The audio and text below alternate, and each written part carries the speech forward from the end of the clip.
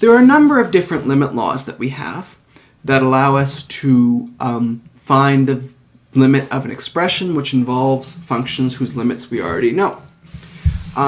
There's a long list of these limit laws. Usually I don't expect students to actually remember the limit laws, but just to be able to use them. Using the limit laws turns out to be easier than memorizing them.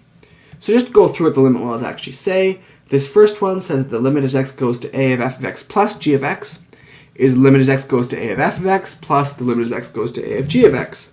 The limit as x goes to a of f of x minus g of x is the limit as x goes to a of f of x minus the limit as x goes to a of g of x. The limit of x goes to a of f of x times g of x is the limit as x goes to a of f of x times the limit as x goes to a of g of x. And the limit as x goes to a of f of x over g of x equals the limit as x goes to a of f of x over the limit as x goes to a of g of x. We usually read these first four as the limit of a sum equals the sum of the limits. The limit of a difference equals the difference of the limits. The limit of a product equals the product of the limits. And the limit of a quotient equals a quotient of the limits. The last three limit laws are a little bit different. They involve specific numbers.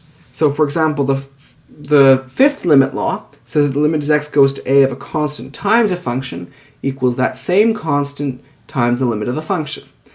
The sixth one says the limit as x goes to a of a function to a given power is the value of the limit to that same power. The last one says that the limit as x goes to a of the nth root of a function is the same root of the limit of the function. All these limit laws basically express the same idea. The idea that to find a limit, we can just replace a function f of x with the number which it approaches. So for example, if we have that the limit as x goes to 1 of f of x is 3, and the limit as x goes to 1 of g of x is negative 1, if we want to take the limit as x goes to 1 of the difference of those two functions, we can just take the difference of the limits. We can replace f of x with 3, and g of x with negative 1, and subtract. 3 minus negative 1 gives you 4. Same thing will happen if we want to take the limit as x goes to 1 of 3g of x minus 7. We just replace g of x with the value which it approaches, which is negative 1. We get 3 times negative 1 minus 7, which gives you negative 3 minus 7, which is negative 10. If we want to take the limit as x goes to 1 of f of x squared over f of x plus g of x, we just replace f of x and g of x with the values which they approach.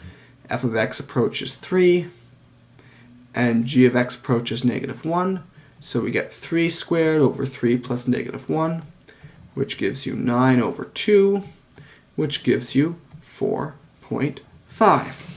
So the idea is if you want to evaluate the limit of an expression which involves a function like f of x or g of x, we can always replace the f of x or g of x with the value which they approach.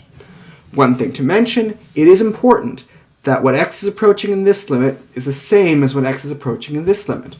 If I wanted to find the limit as x goes to 2 here, I would need to know what f of x approaches as x goes to 2, which is probably going to be different than what f of x approaches as x goes to 1.